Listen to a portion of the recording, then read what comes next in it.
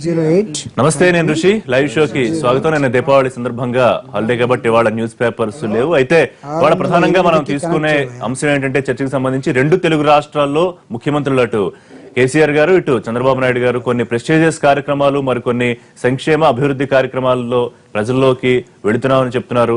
అటు ఆంధ్రప్రదేశ్ తీసుకుంటే పట్టిసీమ పూర్తి చేసి రాయలసీమకు నీళ్లు ఇచ్చామని ఆంధ్రప్రదేశ్ ముఖ్యమంత్రి చెప్తున్నారు. ఇప్పుడు పోలవరం అలాగే రాజధాని లాంటి బృహత్తర కార్యక్రమాలు తీసుకుని ఇబ్బందులున్నా కూడా విభజన తర్వాత కేంద్రం నుంచి కొంచెం సహకారం అటు ఇటుగా ఉన్నా కూడా కష్టాలకి ఓర్చి ముందుకెళ్తున్నామని ముఖ్యమంత్రి అనేక సందర్భాల్లో చెప్పారు.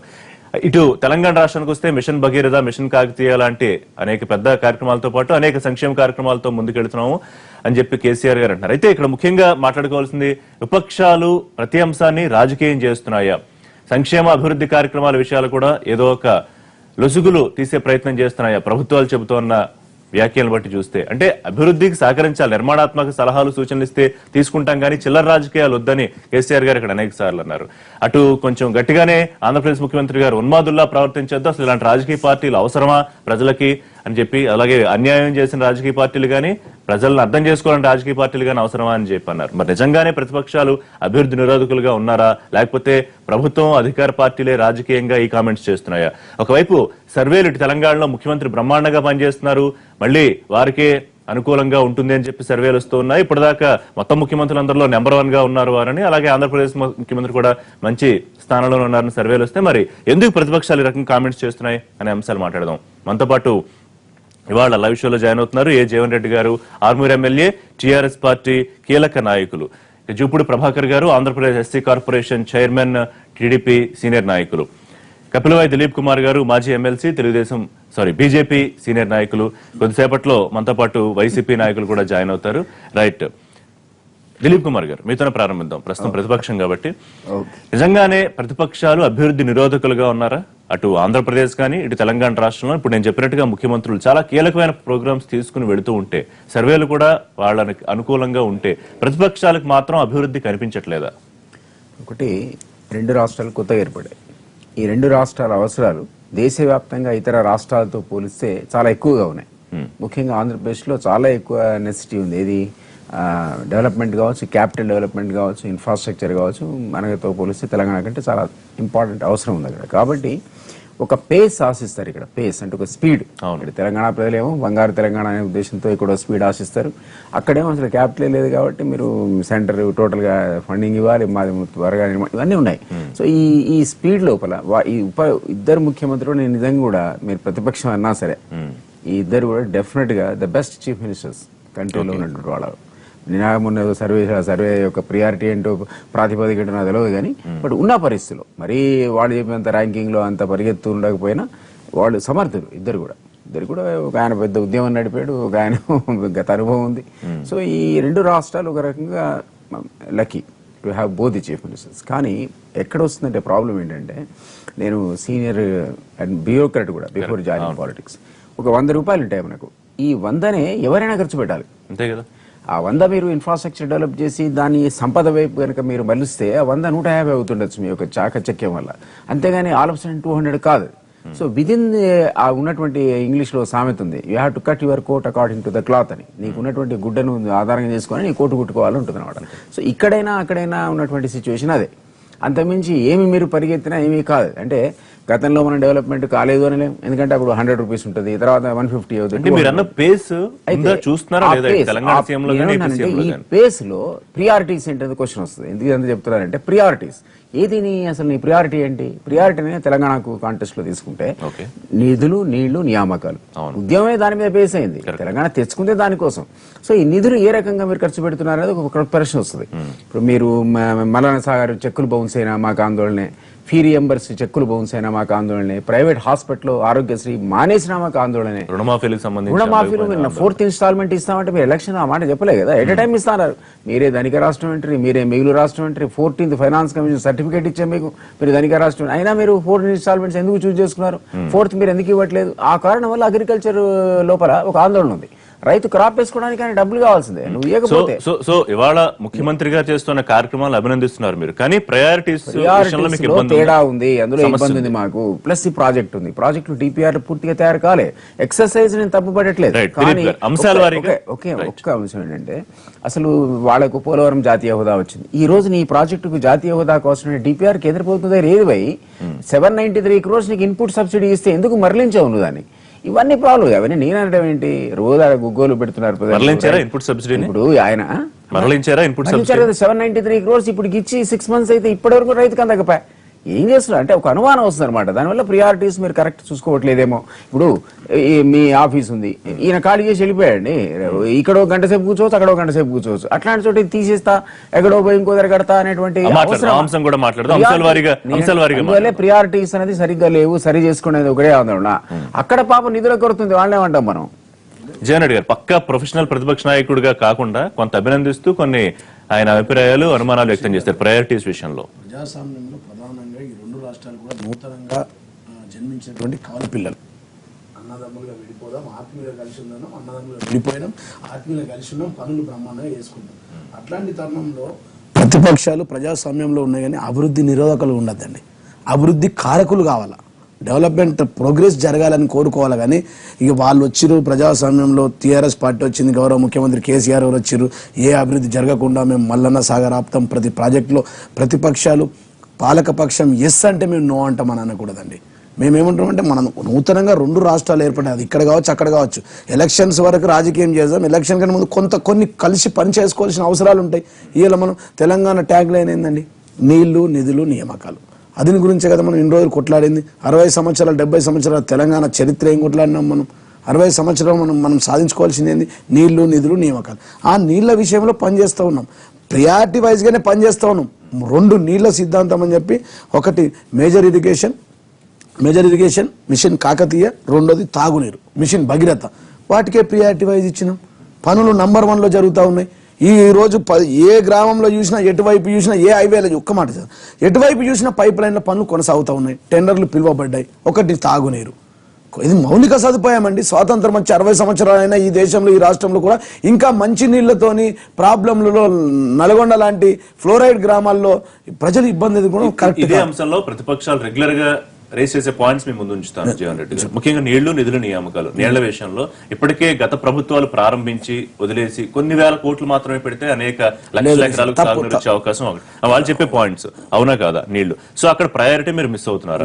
రెండోది నిధులు, ఎన్నో ఉద్యోగాలు వస్తాయి ఇవాళ తెలంగాణ రాష్ట్రం ఏర్పడితే అని ఎంతో మంది యువకులు ఆశ పెట్టుకుంటే చాలా మంది ఇంకా నిరుద్యోగులుగానే మిగిలిపోవడానికి కారణాలు ఏమిటనేది చెప్పాల్సిన అవసరం. ఇక నిధులకు సంబంధించి ఈ 60 ఏళ్లలో ఈ ప్రభుత్వాలు చేసిన అప్పు కన్నా కూడా 2.5 ఏళ్లలో తెలంగాణ రాష్ట్ర ప్రభుత్వం చేసిన అప్పు దాదాపు రెట్టింపుగా ఉందని ప్రతిపక్షాలు విమర్శిస్తున్నారు.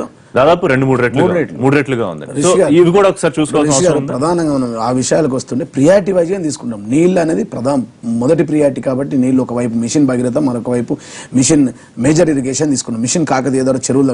ప్రతిది కూడా రైతు ఈ రాష్ట్రం పూర్తిగా రైతాంగం మీద ఆధారపడ్డది. ప్రధానంగా 80 నుంచి 80% ప్రజలు రైతాంగం మీద ఆధారపడదు. ప్రయారిటీ వైజ్ నీళ్లు ఇవ్వడం, సాగునీరు ఇవ్వడం, ప్రతి గుంటకు, ప్రతి ఎకరానికి, ప్రతి నియోజకవర్గానికి 1,00,000 ఎకరాలు, యావత్ తెలంగాణలో 1 కోటి ఎకరాలకు మేము నీళ్లు ఇస్తామంటాం సార్. ఇప్పుడు ఏమంటున్నాం, వాళ్ళు నీళ్ళ ప్రియారిటీ తీసుకోలేరు, మల్లన్న సాగర్ కరెక్ట్ కాదు, ఇంకోటి కరెక్ట్ కాదు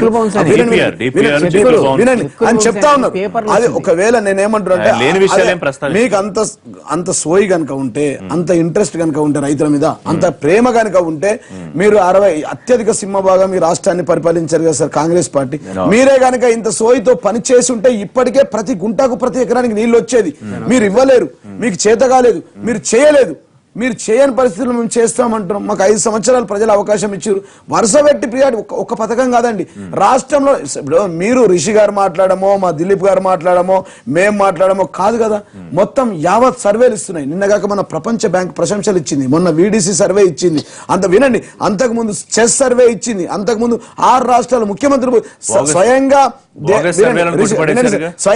దేశ ప్రధాని మెచ్చుకున్నాడు, స్వయంగా దేశ ప్రధాని ట్విట్టర్ లో పెట్టాడు, నీతి ఆయోగ్ కార్యక్రమంలో చెప్పారు. చెప్పాలి. ఇదంతా ఒక ఎత్తుగా సార్, ఒకవైపు సర్వాలు టీవీలు ముఖ్యమంత్రి పొగుడుతా ఉన్నారు, ఇది పక్కన పెట్టండి. ఇది ఒకవేళ మ్యాచ్ ఫిక్సింగ్ అనుకోండి. రెండో వైపు రండి, రెండో వైపు అయితే ప్రజాస్వామ్యంలో ప్రజా రిఫరెండం ఏంది రిషి గారు? ఎన్నికలే కదా. గతంలో మేము గెలిచిన తర్వాత వరుస పెట్టి 8 ఎన్నికల్లో జరిగితే ప్రతిపక్షాలకు డిపాజిట్ రాకుండా పోయింది కదా రిషి గారు. మరి అదేంటండి మేమేమంటుంటే ఇప్పుడు అంత నమ్మకం ఉంటే ప్రజా రిఫరెండం మీద 25 మంది ఎమ్మెల్యేలు దాదాపు మీరు ఎవరైతే గోడదూకి మీద పార్టీలోకి వచ్చారో వాళ్ళ చేత ఎన్నికలకు వెళ్ళి గెలిపించుకోమని ప్రతిపక్షాలు రిషి గారు టైం వస్తే అన్ని జరుగుతాయండి. దానికి time come to our place. ఒక్కటి మాట చెప్తా ఉన్నా, ఇక పథకాల విషయంలో ప్రజా సంక్షేమం విషయంలో 39 సన్న బియ్యం ఇస్తా ఉన్నాం, 14,000 చెరువులు తవ్విస్తా ఉన్నాం, ఒకవైపు రోడ్లను అభివృద్ధి చేస్తా ఉన్నాం, మేజర్ ఇరిగేషన్ టెండర్లు పిలిచినాం, మిషన్ భగీరథ ద్వారా ప్రతి గ్రామంలో పనులు జరుగుతా ఉన్నాయి. కానీ ఏ పని చేపట్టినా అందులో ఏదో కొద్ది లోటుపాట్లో లేకపోతే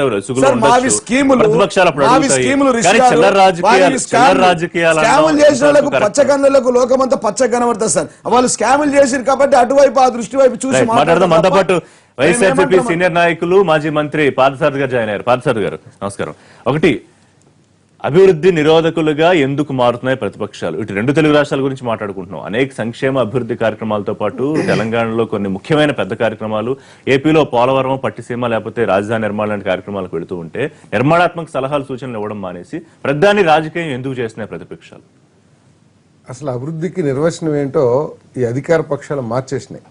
వాళ్ళకి ఇష్టం వచ్చిందే అభివృద్ధి అనే రీతిలో ప్రచారం చేసుకోవడానికి ప్రయత్నం చేస్తున్నారు తప్పితే ప్రజలు కోరుకునే అభివృద్ధి ఎక్కడ జరగట్లా. అంటే వాళ్ళు చెప్పిందే అభివృద్ధి, ఇక మిగతాదంతా అభివృద్ధి కాదన్నట్టుంది.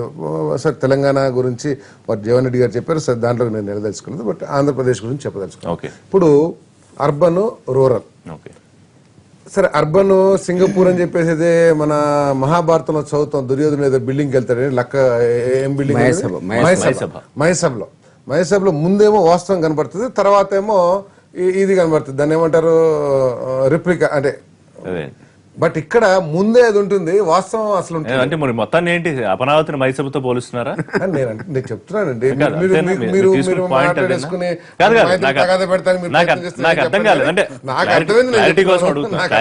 క్లారిటీ కోసం 100%. మహేసభలో దుర్యోధనుడు ముందు వెళ్ళినప్పుడు వాస్తవం చూసి ఏంటి అదేదో వాటర్ అనుకుని కాలు పెడితే అది వాస్తవం, అది వాటర్ కాదు. తర్వాత వాటర్ కాదనుకుని కాలు పెడితే అది వాటర్ అయింది. ఇక్కడ వాస్తవాన్ని మరుగున పరిచేసి కోన్లు భ్రమల్ని క్రియేట్ చేస్తున్నారు, అది వదిలేసేయండి. తర్వాత గ్రామీణ ప్రాంతాలకు వెళ్తే అసలు ఏమైనా అభివృద్ధి అంటే ఏంటి? అసలు గ్రామీణ ప్రాంతాల అభివృద్ధి అంటే ఏంటి?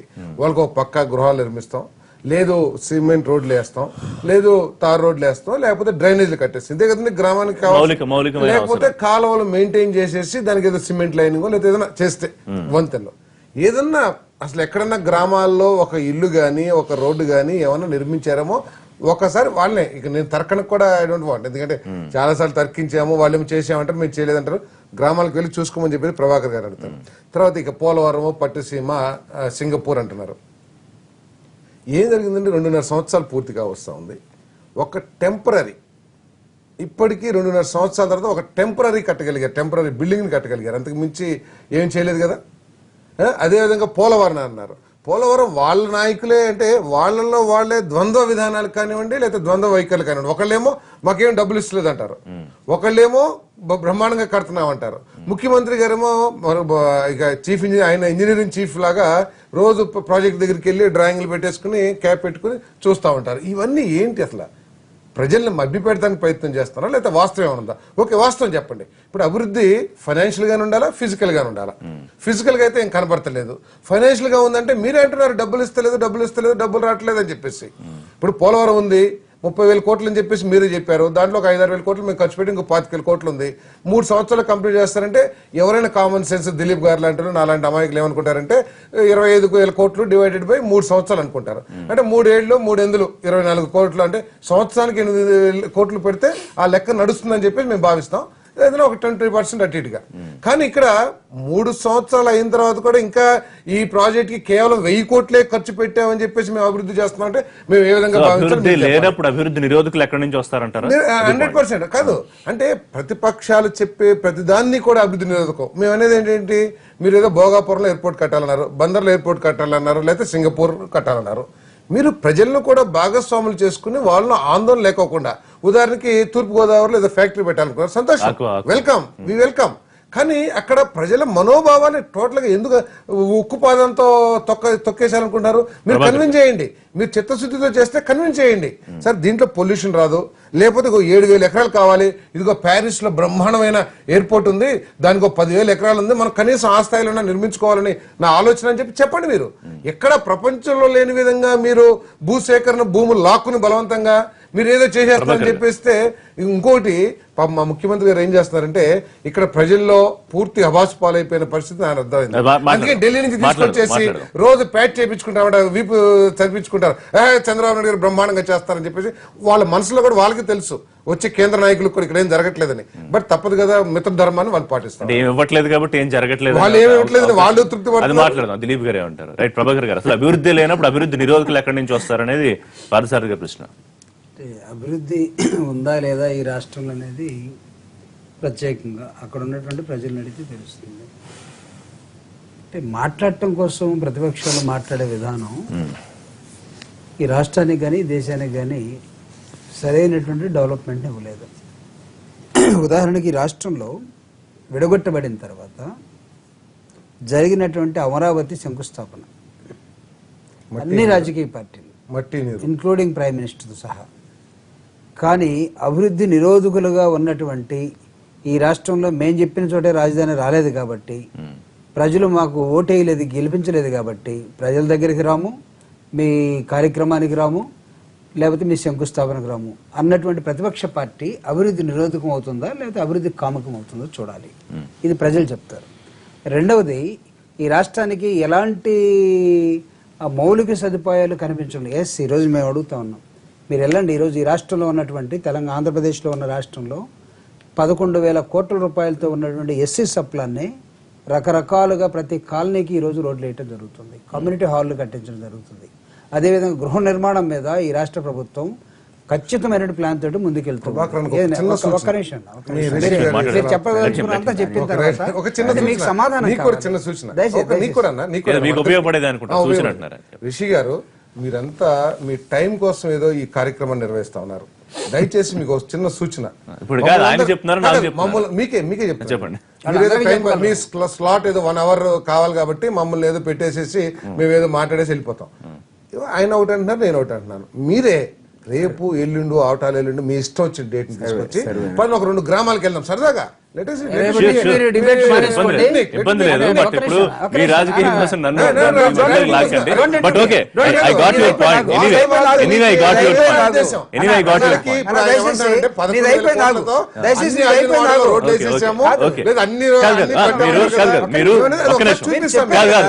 మీరు ఏం చేయలేదు అని చెప్పారు, సరే ఏం చేసామో అని చెప్తున్నారు. చూద్దాం.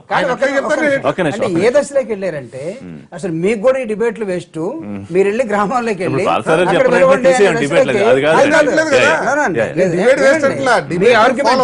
మీ ఆర్గ్యుమెంట్ ఎలా రాంగో నేను జస్టిఫై చేస్తున్నా. దయచేసి వినండి మీరు, అంతేగాని మధ్యలో దూరబాకండి. Whatever you said we listen patiently. వినండి దయచేసి. ఎందుకు మీరు ఇంత అసలు విన్నాం మేము, ఎక్కడ పోయాము? ఎందుకంటే సమాధానం చెప్పాల్సిన చైర్లో మేము ఉన్నాం కాబట్టి మీరు ప్రతిదీ అడ్డగోలుగా మాట్లాడుతున్న ప్రతి దానికి సమాధానం ఇస్తాం. ఎట్ ద సేమ్ టైం మౌలిక సదుపాయాల్లో ఆంధ్రప్రదేశ్లో చంద్రబాబు నాయుడు గారి కన్నా ఇంకా ఎవడు ఎక్కువ చేశాడనే ప్రశ్న ఈ రోజు ఈ రాష్ట్రంలో ఉన్నది. మీరు మైసభతో పోల్చారు మీరు రాజధానిని. మైసభ అంటే మీకు దుర్యోధనుడు చీరలాగటం, లేకపోతే భ్రమించడం ఇవి మీకు అక్కడ కనబడుతున్నాయి. ఎందుకంటే మీకు ఇష్టం లేదు కాబట్టి. మీకు ఆంధ్రప్రదేశ్, నేను ముందుగా చెప్పింది ఏంటంటే ఆంధ్రప్రదేశ్ శంకుస్థాపన అమరావతికి వీళ్ళు రావటానికి మీరు పిలిచినా మేము రావు, దయచేసి మాకు ఇన్విటేషన్ కార్డు తేవద్దన్నటువంటి పెద్ద రాజకీయ నాయకులు వీళ్ళందరూ కూడా. ఎవరైనా సరే ఈ దేశంలో కానీ ప్రపంచంలో కానీ భూగోళంలో కానీ ఆహ్వానాన్ని మన్నిస్తారు, లేకపోతే సున్నితంగా తిరస్కరిస్తారు. అంతేగాని తీసుకుని కూడా రాకపోవచ్చు. కానీ అసలు రానే రావద్దు మా దగ్గరికి అంటే మీకు ఇష్టం ఉందా?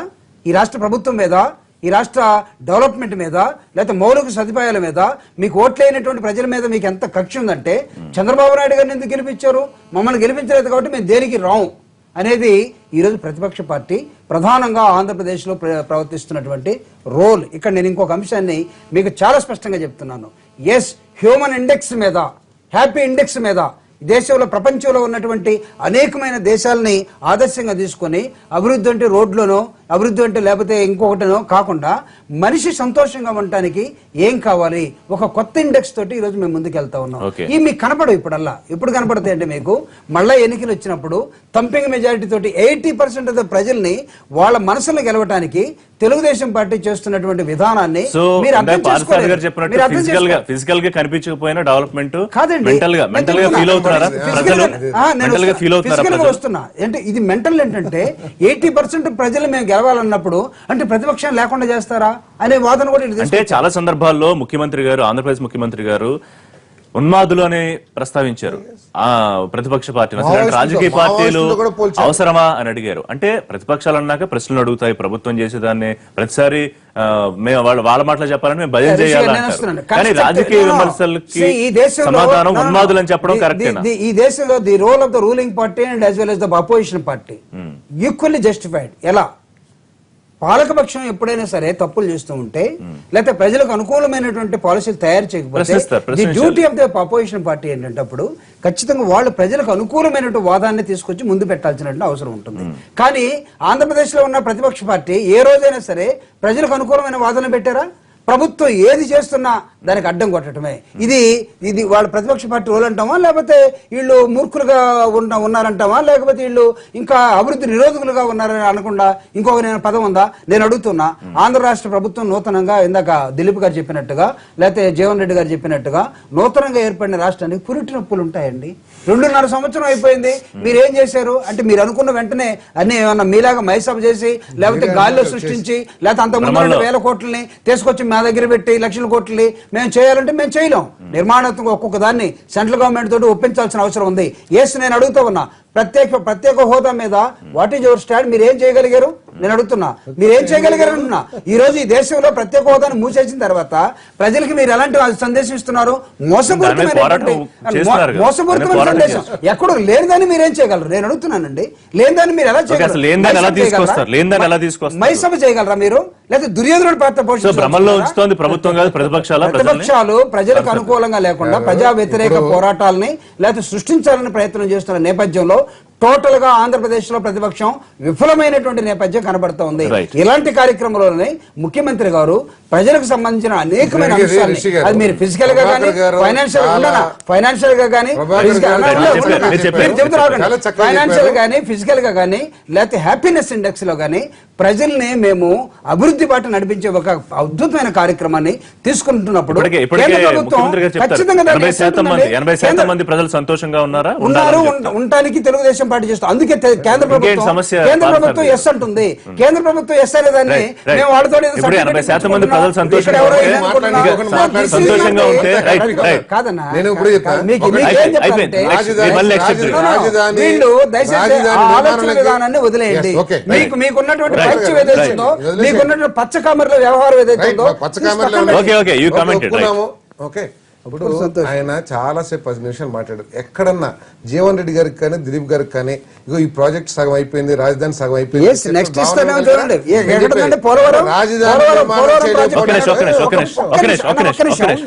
మీరు సీనియర్ మంత్రులు కదా మాజీ, ఒక్క నిమిషం ఆగండి.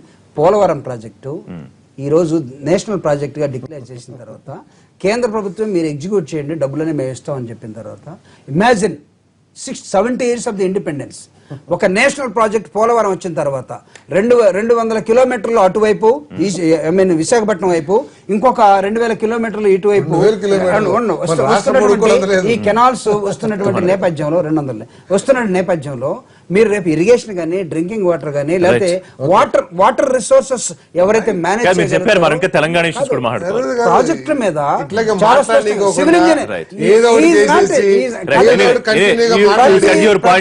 ప్రతి సోమవారం ముఖ్యమంత్రి గారు పోలవరం దగ్గరికి వెళ్తే నాట్ చీఫ్ ఇంజనీర్ చీఫ్ కాదు ఆయన ఈ రాష్ట్ర ఖచ్చితంగా దగ్గరుండి ప్రతి రాయలసీమలో ఒక సామెత ఉంది, మట్టి మొత్తం కూడా మట్టి పైన కూడా ఇంటి ఓనర్ ఉండి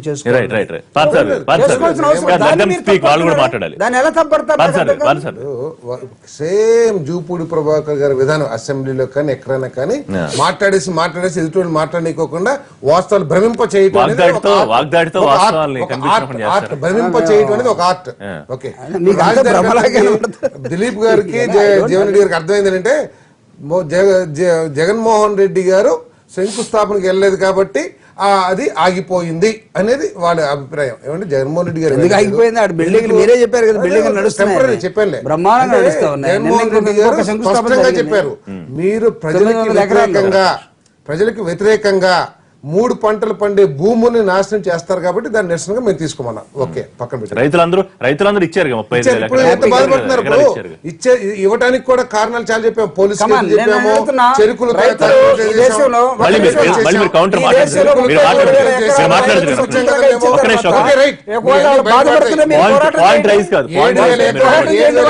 కోర్టులకు వెళ్ళారు రైతులు ఇచ్చారని చెప్పి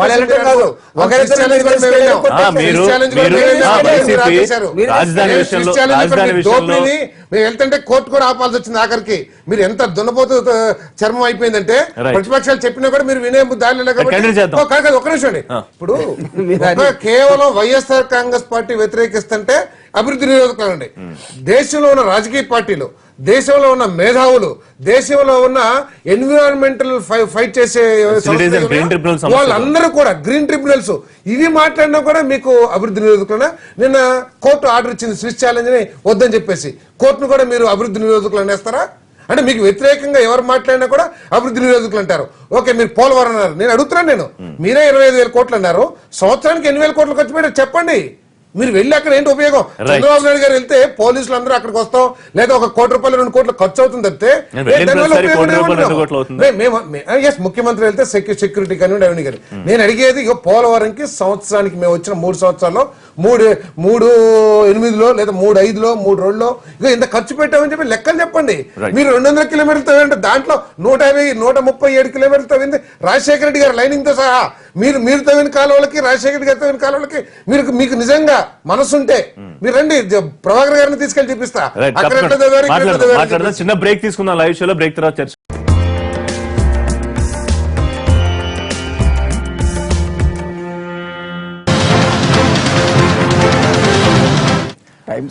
లైవ్ షో. 2 రాష్ట్ర ప్రభుత్వాలు అభివృద్ధి కార్యక్రమాలకి ముందుకు వెళ్తామని చెప్తుంటే మరి ప్రతిపక్షాలు అడ్డుకునే కార్యక్రమం చేస్తున్నాయని విమర్శలు వస్తున్నాయి. దాని మీద మాట్లాడుతాం. జీవన్ రెడ్డి, ఇంకొక చిన్న విషయం, చంద్రబాబు నాయుడు గారు మిస్లీడింగ్ కూడా మాట్లాడుతున్నారు. మొన్న మన అకౌంట్స్ అన్ని అయిపోతాయి కదండి, 2014-15 దాంట్లో 1,06,000 కోట్లు 2 రాష్ట్రాలకి సంబంధించి టోటల్ రెవెన్యూ. దాంట్లో మా జనరల్గా అర్థమైందంటే 58% ఆంధ్రాకి రావాలి, 42% తెలంగాణకు రావాలి. వచ్చిన ఫిగర్స్ డివైడ్ చేసి ఎంత తెలుసండి, 56 ఏమో ఆంధ్రాకి వచ్చింది, 44 ఏమో తెలంగాణకు వచ్చింది. 2% ఉంది. ఇది ఆడిటెడ్ ఫిగర్స్ నేను చెప్తున్నాను. 1,06,000 కోట్ల 750 ఎంతో వచ్చిన తర్వాత కూడా మాకు 44% వచ్చింది, 14% తగ్గించింది కాబట్టి ఈ రాష్ట్రాన్ని అభివృద్ధి చేయలేకపోతున్నాం మాట్లాడితే రాష్ట్ర విభజన. లేకపోతే ఇంకోసారి ప్రచారానికి ఏం చేస్తారు, ఆదాయాలు బ్రహ్మాండంగా పెరిగిపోయినాయి. దాదాపు గత సంవత్సరం కంటే 22% ఆదాయం పెరిగిపోయింది.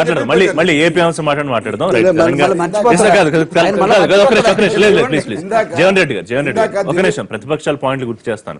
ఎందుకు ఇప్పుడు కేసీఆర్ గారు నెంబర్ 1 సీఎం అని రావాలి? ఒకటి రైతు రుణమాఫీలు ఒక విడతలో చేయనందుక, లేకపోతే ఫీజు రియంబర్స్మెంట్ బకాయిలు ఉన్నందుక, ఇంకా అనేక అంశాలు, ఇన్పుట్ సబ్సిడీ లేకపోతే డబుల్ బెడ్రూమ్ ఇవ్వనందుక, దళితులకు 3 బెడ్రూమ్ 3 ఎకరాలు ఇవ్వనందుక, ఇవన్నీ ఇవ్వనందుకు ఆయనకి నెంబర్ 1 గా ఇచ్చారా అని అడుగుతున్నారు. ఇప్పుడు మేమంటాం ఒక సర్వే కాదు సార్, 100 సర్వేలు 100 ఇన్క్లూడింగ్ ప్రధానమంత్రి గారు నీతి ఆయోగ్లో ప్రపంచ బ్యాంక్ ప్రశంసలతో పాటు 10 సర్వేలు వచ్చినాయి సార్.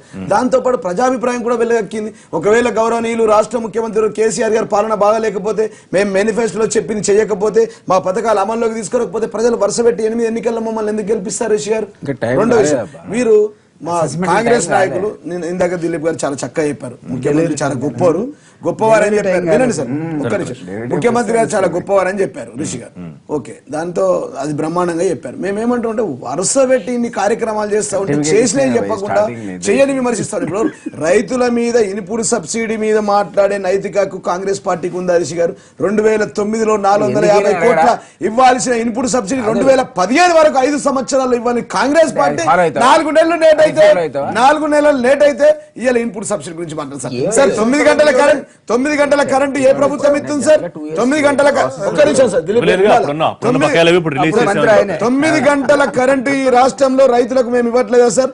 10,500 కోట్ల రైతు రుణాలు మేము ఇవ్వలేదు సార్. మేజర్ ఇరిగేషన్ ద్వారా ప్రాజెక్టులకు డబ్బులు రైతు మంజూరు రుణమాఫీ చేసి- వినండి సార్. రైతు రుణమాఫీ ఒకే సార్, విడత ఒకే విడత అన్నారు కదా, మేనిఫెస్టోలో 4 విడతలు ఒక విడత 4 అని విడతలు చెప్పలేదు సార్. ఎందుకు ఇచ్చారు? సార్ రిషి గారు దయచేసి నా రుణమాఫీ కార్లో అన్నారు. మేనిఫెస్టో ఉంది, మేము ఒక విడత ఇస్తామని చెప్పలేదు, రైతులకు లక్ష లక్ష రూపాయల రూపాయలు రుణమాఫీ చేస్తామన్నాం. ఎస్ అది ఎన్ని విడతలుగానే చేయొచ్చు. అసెంబ్లీ సాక్షిగా గౌరవ ముఖ్యమంత్రి గారు ఆన్ రికార్డ్ లో చెప్పారు 4 దఫాలుగా చేస్తామని. అప్పుడు ప్రతిపక్షాలు ఏం చేసినాయి సార్? గుడ్డి గుర్రాల పనులు దొబ్బుతున్నాయి సార్. మేము చెప్పాము నూతనంగా ఏర్పడిన రాష్ట్రం ఇట్లాంటి పరిస్థితిలో ఉన్నది, మేము 4 దఫాలుగా ఇస్తామన్నాం సార్. రైతులకు రుణాలు 10,500 కోట్లు ఇచ్చింది రైతులకు కాదా సార్? ఇన్పుట్ సబ్సిడీ 450 కోట్లు ఇచ్చింది మేము కాదా సార్? 9 గంటల కరెంటు రైతులకు ఇస్తున్నాం, అది రైతుల గురించి కాదా సార్? గతంలో ఎర్రజొన్న బకాయిలకు నేను ఆమరణ దీక్ష చేస్తే, వినండి సార్, వినాలా? ఎర్రజొన్న రైతుల బకాయిలు గతంలో మేము ఆమరణ దీక్ష చేస్తే 11.5 కోట్ల గురించి సార్. మేము ఆమరణ దీక్ష చేసినప్పుడు వారు కాల్పులు జరిపారు సార్. నకిలీ విత్తనాలు వినండి సమస్య సార్, ఉంది కదా, వస్తున్నా సార్. పాయింట్స్ కూడా చెప్పాలి కదా. సార్, ఇప్పుడు మంచి విషయాలు చెప్పినప్పుడు ఆవేశం సమస్యలు కూడా ప్రస్తావించాలి. అధికారంలో వాడికి ఆవేశం అక్కడికి ఉంది. వస్తున్నా సార్. ఆవేశం ఉంది. రైతుల ఆత్మహత్యలు ఇంకా అక్కడక్కడ జరుగుతున్నాయి. జీవన్, నకిలీ అధికారంలో విత్తనాల ఆవేశం issue ఇంకా ఏంటి? ఉంది. ప్రతిపక్షంలో ఆవేశం రిషి కావాలా? గారు, రైట్. మేమేమంటారు ప్రతిపక్షాలు కానీ జీవన్, ఒక్క నిమిషం ప్లీజ్, మీరు ఒక్క నిమిషం ప్లీజ్, ఆ రోజు మా మేము ఇద్దరికే మాట్లాడాలి. కట్టాలి. ఒక్క నిమిషం ఆయన చెప్పనివ్వండి, ఆయన చెప్పనివ్వండి. మేము ఒక్కటే చెప్తున్నాం సార్, మేము ప్రతిపక్షంలో ఉన్న వాళ్ళు కొంత ఓపికతో మేనిఫెస్టోల విషయం చెప్పిన విషయాలు ఎంతవరకు అమల్లోకి తీసుకొచ్చారు, రైతుల ప్రభుత్వం ఎంతవరకు ఉన్నది, ఎంతవరకు చేసినవి చెప్పండి, చెయ్యని కూడా చెప్పండి. ఏమైనా చేయలేమనుకో, ఇప్పుడు నకిలీ విత్తనాలు వచ్చింది, దాన్ని స్పందించండి, విమర్శించండి. ప్రభుత్వం చర్యలు తీసుకుంటే ముఖ్యమంత్రి గారు స్పందిస్తారు. ఒక మాట చెప్తా ఉన్నా, వీళ్ళు ఇన్పుట్ సబ్సిడీ కొంత డిలే అయింది, ఎస్ దాని మీద స్పందించండి. కానీ చేసినవి చెప్పకుండా మేమే రైతు ప్రభుత్వం, ఇది ఎన్నికల అడిగారంటే ఊరికే రాజకీయం కోసమే కాకుండా ఇప్పుడు ప్రయారిటీ 100% వదిలేసి ప్రయారిటీ ప్రతిపక్షాలకి రాష్ట్రంలో పవర్ ఇవాళ పోయి సెక్రటేరియట్ సెక్రటేరియట్ కొత్తగా మళ్ళీ నిర్మించాల్సిన అవసరం ఏమిటి? ఇప్పుడు ఈ మధ్య నిర్మించిన భవనాలు కొన్ని ఉన్నాయి, కొన్ని బ్లాకులు, వీటిని ఆధునీకరించుకుంటే సరిపోదా? ప్రజల సంక్షేమ కార్యక్రమాల్లో డబ్బులు పెట్టకుండా ఇక్కడ ఇన్ని కోట్లు పెట్టాల్సిన అవసరం ఒక్క ఉంది. నిమిషం సార్, రిషి గారు, ఏదైతే సెక్రటరియట్ కడతా ఉన్నామో దాని యొక్క ఈ బడ్జెట్ లో దాని యొక్క పరిధి ఎంత సార్? 0.000001% సార్, 0.0001%. దాన్ని రాద్దాంతం చేస్తారు సార్. మేజర్ సెక్రటరియట్ యొక్క బడ్జెట్ కట్టడానికి పెట్టిన డబ్బులు ఎంత అండి? ఈ రాష్ట్రంలో మేమేమంటున్నాం, ఇది పూర్తిగా రైతు ప్రభుత్వం. గౌరవనీయులు రాష్ట్ర ముఖ్యమంత్రి వర్యులు కేసీఆర్ గారు స్వయంగా ఒక రైతు బిడ్డ. ఇది రైతు సంక్షేమ ప్రభుత్వం, ఇది ప్రతినిత్యం రైతుల కోసం ఆలోచించే ప్రభుత్వం. గౌరవ ముఖ్యమంత్రి గారు అటువైపే ప్రయాణం చేస్తా ఉన్నారు. మొట్టమొదటి ప్రియారిటీ మా రైతులు. ఇలా సాగునీరు ఇవ్వాలని ప్రయత్నం చేస్తా ఉన్నాం సార్. 1 కోటి ఎకరాలకు నీళ్ళు అంటున్నాం, రైతులకు కాదా సార్? ఈ విషయం రైతు 14,500 చెరువులు పంపించాం రిషి గారు, 14,500 చెరువుల పూడిక తీసాం మిషన్ కాకతీయ ద్వారా. అవి రైతులకు కాదా? మేము చేసింది చెప్పండి. మీకు అభివృద్ధి కనిపించట్లేదా తెలంగాణ ప్రభుత్వం చేసిన పని లేకపోతే రాజకీయంగా విమర్శలు చేస్తున్నారు? మేము ఎస్ అంటే వాళ్ళు నో అంటారు సార్. మా దిలీప్ గారు చెప్పేది, మా కాంగ్రెస్ నాయకులు చెప్పేది అవునంటే వారు కాదంటారు. మిగతా నాయకుల్లాగా మాట్లాడలేదు. మేము అవునంటే వారు కాదంటారు సార్. మేము ఎస్ అంటే ఇది వాళ్ళ పద్ధతి. అభివృద్ధి నిరోధకులు దయచేసి ప్రతిపక్షాలకు విజ్ఞప్తి చేస్తా ఉన్నాం, మీరు అభివృద్ధి నిరోధకులకు ఉండకండి, అభివృద్ధి కారకులుగా మారండి. బంగారు తెలంగాణ మనందరం కలిసి సమిష్టిగా బంగారు తెలంగాణ మార్చుకుందాం అని మా విజ్ఞప్తి ప్రతిపక్షాలకు. మా మిత్రుడికి రిక్వెస్ట్, ఒక 2 minutes టైం ఇస్తే తర్వాత మళ్ళీ మాట్లాడు. ఇప్పుడు జీవన్ ఏంటంటే అధికారంలో ఉన్నవాడు, అంత ఆవేశం ప్రతిపక్షానికి ఉండాలి. నేను చాలా కామ్గా అధికారంలో లేనివాడు ఉన్నా, అంత ఆవేశం వద్దు. ఎక్కడ ఆవేశం అంటే స్ట్రైట్ మాట్లాడే పద్ధతి అది. ఏం రిషి గారు ఆవేశంతో ఏం మాట్లాడమండి? ఆవేశం లేదు. ముఖ్యమంత్రికి బిగినింగ్ లోపల సర్టిఫికేట్ ఇచ్చిన నేను, బిగినింగ్ లోపల ముఖ్యమంత్రికి బిగినింగ్ ఇచ్చిన సర్టిఫికేట్. ఒక్క నిమిషం, నేను ఆవేదన ఏంటంటే అనుకున్న పద్ధతిలో గతంలో ఉద్యమకాలం లోపల బంగారు తెలంగాణ సాధిస్తామని అనుకున్న సందర్భంలో ఏ ప్రియారిటీస్ ఉన్నాయో ఆ ప్రియారిటీస్ ను పక్కన పెట్టారు. ఇవాళ 100 ప్రామిసులు చేస్తే అవి మర్చిపోయి రేపు కొత్త 100 ప్రామిసులు చేస్తున్నారు, గతాన్ని విస్మరిస్తున్నారని అంటున్నాం. నేను కాదండి అనేది, ఉద్యమకారుడు కోదండరామ్ అంటున్నాడు, ఏ పార్టీకి చెందడు ఆయన. చుక్కా రామయ్య అంటున్నాడు, ఏ పార్టీకి చెందడు. ప్రొఫెసర్ హరగోపాల్ అంటున్నాడు, ఏ పార్టీకి చెందడు ఆయన. గద్దర్ అంటున్నాడు, విమలక్ అంటుంది. ఎవరు వీళ్ళు? మేమంతా కలిసి భుజం రాసుకుని తెలంగాణ ఉద్యమంలో పోరాడి మళ్ళా కూడా వాళ్ళు మాట్లాడిన పరిస్థితి మీరు ఎందుకు తెస్తున్నారు ఆలోచించమంటున్నా. నువ్వు చేసే పనులు క్వశ్చన్ చేయడం చెప్పా, 100 రూపాయల దగ్గరన్నాయి. ప్రియారిటీ ఏంటి దాని మీదనే ప్రభుత్వం పాయింట్ అంటే ఇప్పుడు రాజకీయ పార్టీలు 2-3 సీట్లు రావు అంటే ఆవేదనతో విమర్శలు చేశారంటే నేనేమి ఏం గుర్రం అది కుంటి గురానికి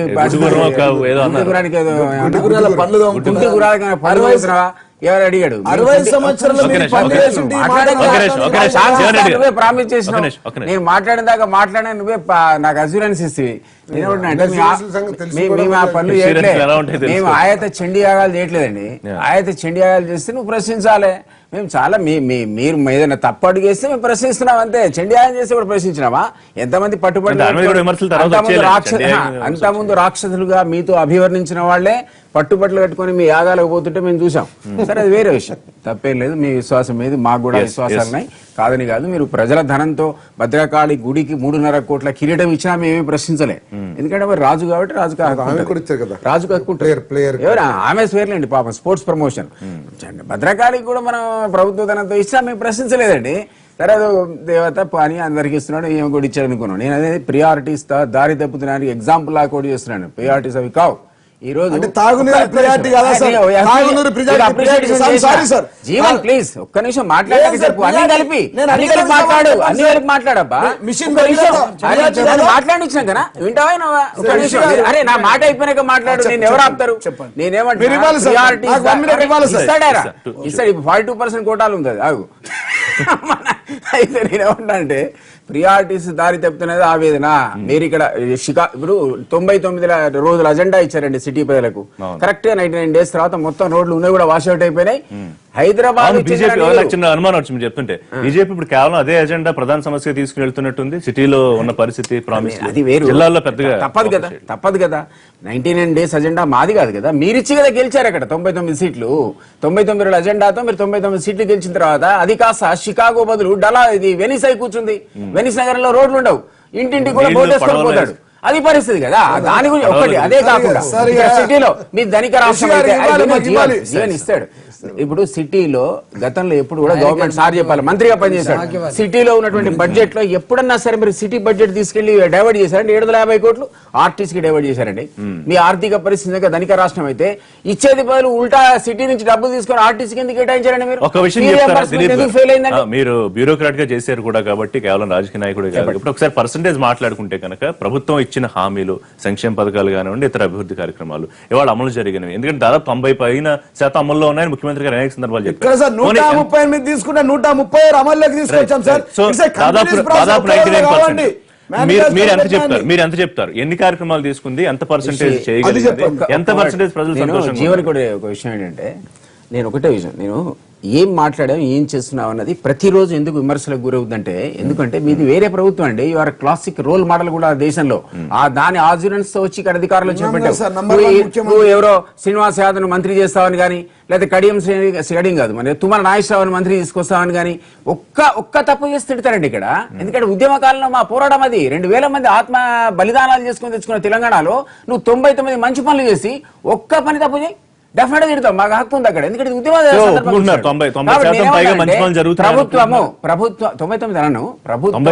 నేనేమంటానంటే ప్రభుత్వం ఆయన చెప్పేటువంటి మిషన్ కాకతీయ గాని, మిషన్ భగీరథ గాని నేను తప్పు పట్టలేదు, స్వాగతిస్తున్నా. అద్భుతమైన ఒక్క మాట 1 మినిట్ తర్వాత మన ప్రభాకర్ గారికి అర్ధగంట ఇచ్చే నాకు అభ్యంతరం లేదు. ఒక్క మాట ప్రియారిటీ వైజ్ గా పనులు లేవంటారు సార్.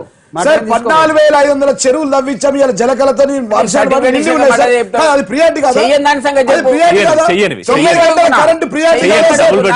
దళితులకు 3 ఎకరాల భూమి, డబుల్ బెడ్రూమ్ ఇండ్లు గానీ, దళితుల భూములు గానీ కంటిన్యూస్ ప్రాసెస్ సార్.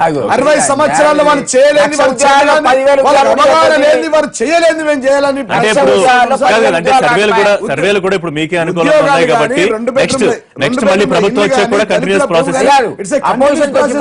కొంత సమయం కంటిన్యూస్ ప్రాసెస్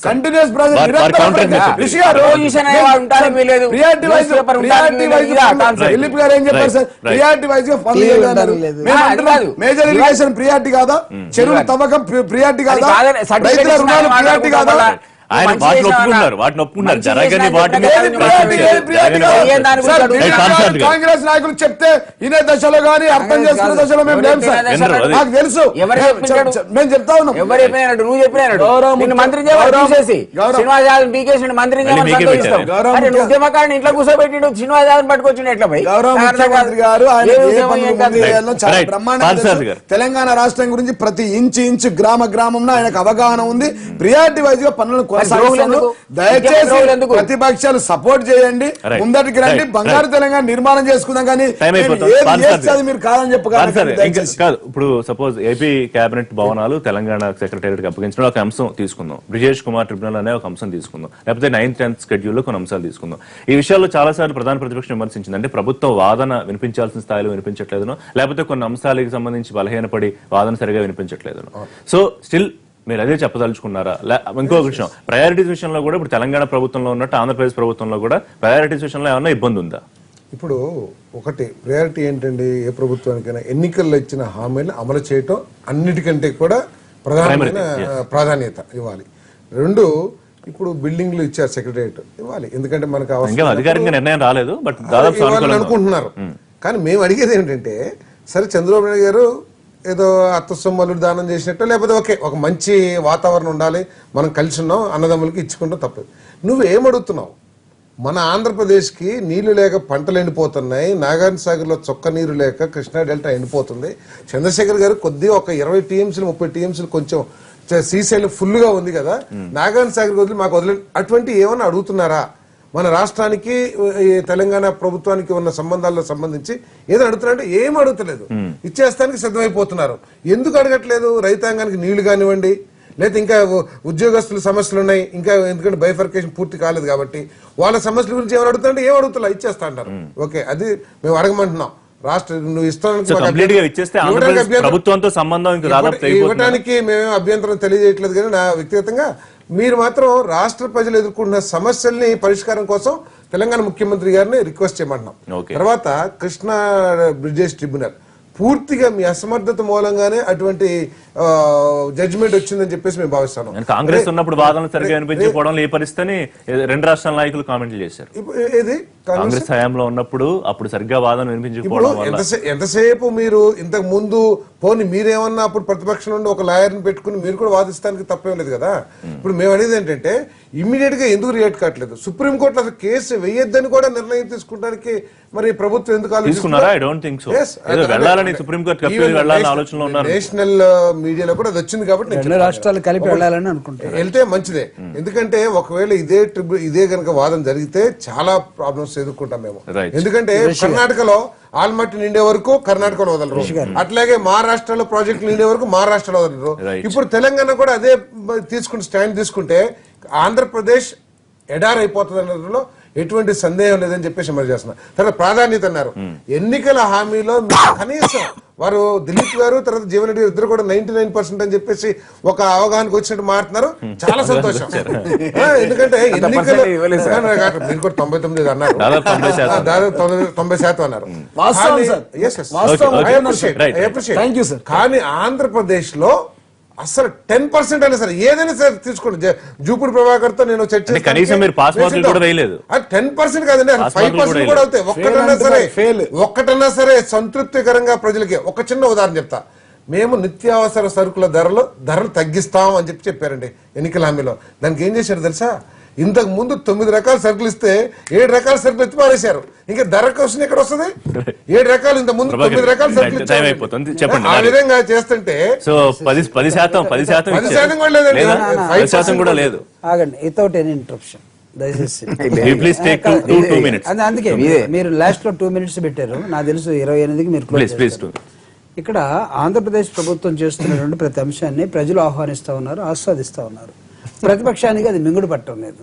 ఈరోజు మీరు బ్రిజేష్ ట్రిబ్యునల్ వ్యవహారం అడిగితే 2 రాష్ట్రాలు నష్టపోయినటువంటి వాతావరణం ఇక్కడ కనబడుతూ ఉంది. దీనికి గతంలో పరిపాలించినటువంటి కాంగ్రెస్ పార్టీ తప్పు చేసిందా లేదా అనేది ఈ సుప్రీంకోర్టు చెప్తా ఉంది. ఒకవేళ మీరు ఏపీ ప్రభుత్వం వాదించలేదు అనుకుంటే తెలంగాణ ప్రభుత్వం ఎందుకు పోయింది? ఇప్పుడు ఇద్దరం కలిసి మళ్ళీ సుప్రీంకోర్టుకి వెళ్ళాలనుకుంటున్నాం. అంటే టోటల్ గా దిగువన ఉన్నటువంటి 2 రాష్ట్రాలకు జరిగినటువంటి అన్యాయాన్ని అక్కడ మళ్ళీ ఎత్తి చూపడం కోసం సుప్రీంకోర్టు అడుగుతున్నాం. మీకు అది మీరు హోల్సేల్ గా మీ పార్టీనే టీఆర్ఎస్ కి ఇచ్చేసిన వాళ్ళు ఇంకా ఆంధ్రప్రదేశ్ మీద మీకేం ప్రేమ ఉంటుంది, తెలంగాణ మీద మీకేం ప్రేమ ఉంటుంది? ఈ రోజు వైఎస్ఆర్ కాంగ్రెస్ పార్టీ నిర్దిష్టమైనటువంటి తెలుగుదేశం పార్టీలో ఒక నిమిషం అన్న. అందరూ నిర్దిష్టమైనటువంటి- ఎమ్మెల్యేలందరూ టీఆర్ఎస్లు చేస్తే అందుకే మధ్యలో మీరు రావద్దండి. ఓటు వేయండి. అదే, మధ్యలో రావద్దండి. మీరంటే పార్టీ నిర్దిష్టమైనటువంటి విషయాల గురించి కాకుండా ప్రతిపాదనలో రాజకీయం ఒక మాట్లాడరు కాబట్టి నేను ఇంటర్ఫీర్ కావాలి. నిర్దిష్టమైనటువంటి మీ ఎమ్మెల్యేలందరినీ టీఆర్ఎస్లు చేసేసి నువ్వు ఆగు, వాళ్ళు ఒక నిమిషం. హైదరాబాద్ నుంచి వెళ్ళిపోమని కానీ Important breaking news చూడాలి. మీరు conclude చేయండి. Conclude చేయండి. ఇప్పుడు అది ఆపితే Please నేను don't చేస్తాను. interrupt. Subject Conclude ఎలా చేయండి. కదా Conclude చేయండి. ఒక నిమిషం. కాదండి. Please wait. ఆయన ఒక వెళ్ళిపోమనగానే నిమిషం. తెలంగాణ ప్రభుత్వం వెళ్ళిపోమనగానే మీరు పరిగెత్తుకు మీ- వచ్చేసి ఒక నిమిషం. మీ ఎమ్మెల్యే హైదరాబాద్ మీ వదిలేస్తే ఎమ్మెల్యేని ఒక నిమిషం. మొత్తం గుత్తగా ఇచ్చినట్టు విధానం ఎవరు ఒక నిమిషం, ఒక నిమిషం. వదిలేసేయండి. మేము నలుగురు ఇక్కడ ఇచ్చాం, మీరు 10 మందిని ఈ- ఇచ్చారండి. ఈ రాష్ట్రంలో అదే మీకు ఉన్నటువంటిది ప్రతిపక్షంగా ప్రధానమైనటువంటి అంశాలను మీరు ఎక్కడైనా లేవనెత్తారా? ఒక్కటి చూపించండి. ఇదిగో ఈ రాష్ట్రం ఈ విధంగా చేస్తే బాగుంటుంది ఒక్క ప్రతిపాదన ప్రతిపక్షం నుంచి ఏమండి? పాలకపక్షానికి ఎక్కడ అసలు వచ్చింది? వాతావరణం లేకుండా అసెంబ్లీ చేసుకున్నారు రెండు కనీసం పార్టీలు. ఆల్ పార్టీ ఋషి గారు. మీటింగ్ ఒక్క రోజునే పెట్టారా? అన్నా, ఆల్ ఈ- పార్టీ ఈ- మీటింగ్ ఈ పెట్టాల్సిన బుల్డోజర్ బాధ్యత వద్దు. ముఖ్యమంత్రి Right, దయచేసి- right, right, No, no, right. no. ఒక important breaking- ఒక important breaking చూడాలి. Conclude చేయండి. Conclude చేయండి. అసలు ఆల్ పార్టీ మీటింగ్ పెట్టారా? See, మీరు- ఎవరైతే Right, please- విమర్శిస్తున్నారో please conclude. వాళ్ళు Please వైఎస్ఆర్సీపీ conclude. పక్కన Correct పెట్టారు. question. కాంగ్రెస్ Please, ఉంది, please. కమ్యూనిస్ట్ ఉంది, ఇది- సిపిఐ, సిపిఎం, ఇది- తర్వాత సంఘాలున్నాయి. Please don't interrupt అండి. Time అయిపోయింది. Right, right. Please don't interrupt. ఇప్పుడు ఒక రోజున మీటింగ్ పెట్టారా మీరు? నువ్వు Right, debate కి right. We have to close. We have to close. నేను We have to చెప్పదలుచుకున్నప్పుడు మీరు అడ్డదిడ్డంగా మీరు మాట్లాడటం We have to close. Please, please, Please please, listen. please, please. Please listen. Yeah, ఇక్కడ Conclude, conclude చేయండి. మధ్యలో Please. మధ్యలో రాబాకండి మధ్యలో రాబాకండి Please conclude, ఎందుకంటే please. ఈ రాష్ట్రంలో మేము చేస్తున్నట్టు నేను ఎందుకు హ్యూమన్ ఇండెక్స్ హ్యాపీ ఇండెక్స్ ని ఎందుకు చెప్పానంటే రాష్ట్రంలో index ఉన్నటువంటి create చేశారు, అభివృద్ధి happy కార్యక్రమాల మొత్తాన్ని కూడా ప్రజలు ఆహ్వానిస్తున్న నేపథ్యంలో ప్రతిపక్ష పార్టీ ఇదిగో ఈ విధంగా ప్రజలకు అన్యాయం జరిగింది ఒక్క అంశాన్ని మీరు లేవనెత్తారా? అసెంబ్లీలో మీరు ఏం చేశారు? గోల చేసి వెళ్ళిపోతారు. Right, right. బయట బయట మీరు బహిరంగ సభలో మీ ఓదార్పు యాత్రలో అంటున్నారు. Right, మీ right. ఓదార్పు- నీవే 10% కూడా జరగలేదని మీరు మార్పు ఇచ్చారు. మాత్రమే ఏలూరులో తప్ప ముఖ్యమంత్రి మిగతా- సో ఇది వాళ్ళ live show. Thank you very much live షోలో పార్టిసిపేట్ చేసేందుకు. రేపు లైవ్ షోలో మళ్ళీ కలుద్దాం. Keep watching.